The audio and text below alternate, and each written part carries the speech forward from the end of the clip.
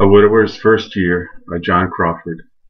Wednesday, August 19, 2015. Entry number 18. Barbed wire. I have had my skin torn by a thorn bush, and it hurts. I have watched movies where a scene involves getting caught in barbed wire, and I imagine that hurts.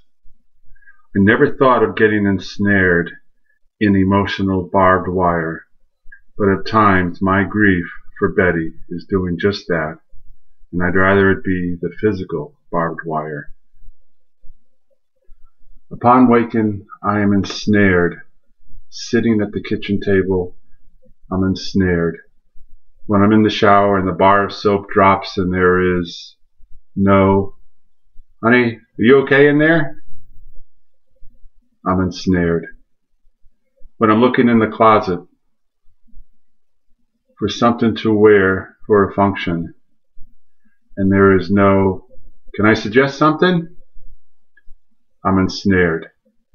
When all food choices are mine alone to choose, I'm ensnared. Every time I get in that damn car and look over at the passenger seat, I'm ensnared.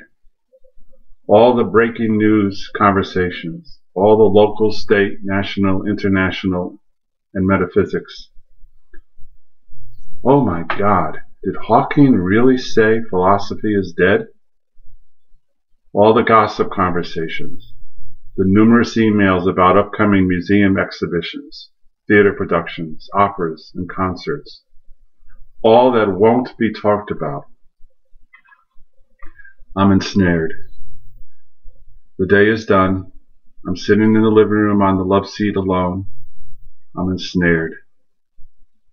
And in bed, pulling the covers over me without, "Hey, leave me some covers."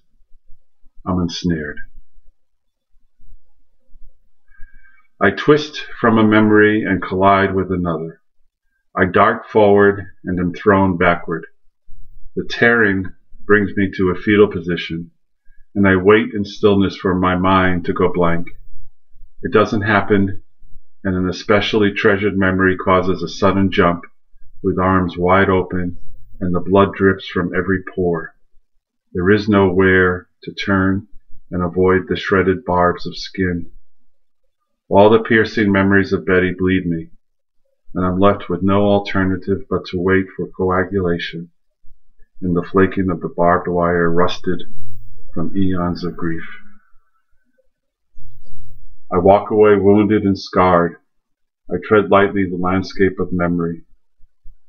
But no matter what I do, I will be ensnared again, and though it breaks Betty's heart, it can't be helped, and I beg her forgiveness.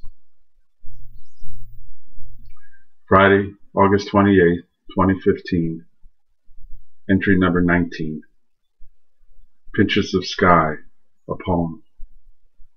The loss of Betty is my world, and when I look up through the branches of trees to gaze on pinches of sky, I see myself splintered with grief.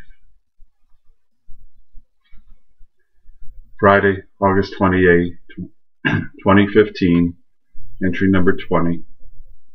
Poor guy. Lola and Bob live in the apartment above Betty and John. To get to the stairs, they walk by Betty and John's door, and sometimes have heard John crying.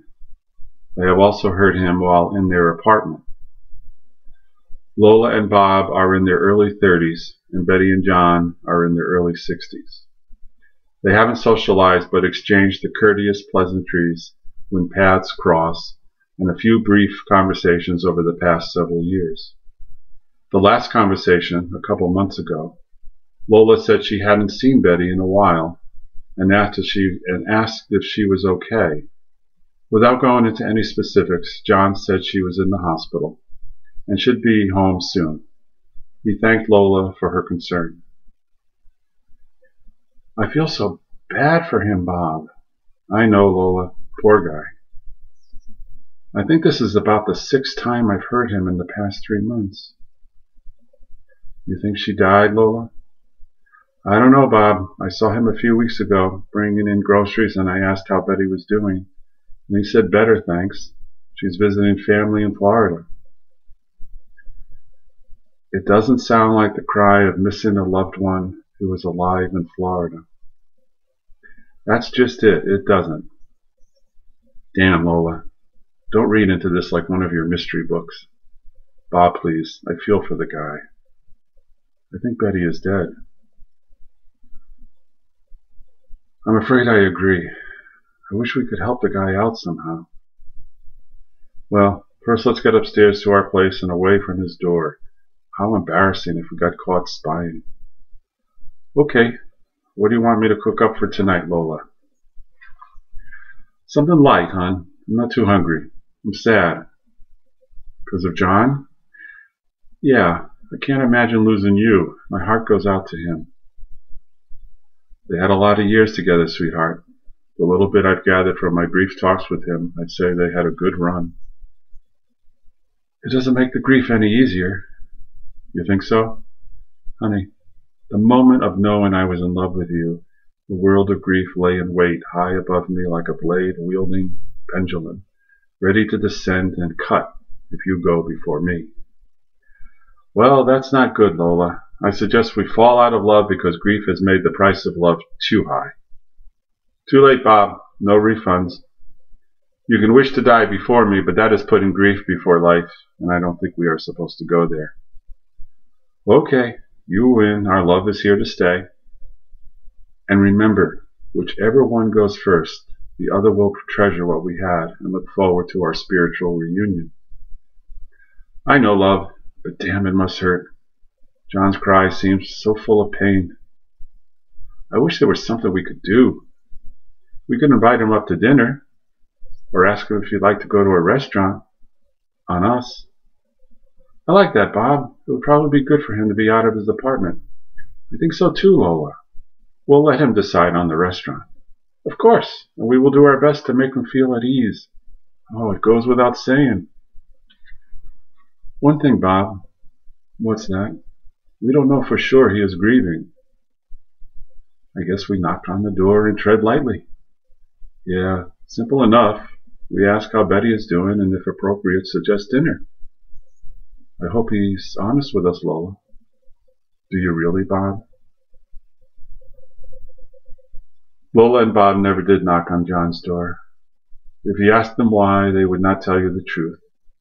They would not admit to being scared and anxious about entering John's world. It occurred to them also that knowing what to say would come very hard.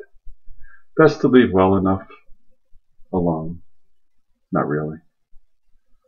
That's what the young couple said of the older grieving John. They were so wrong. Love and peace. John.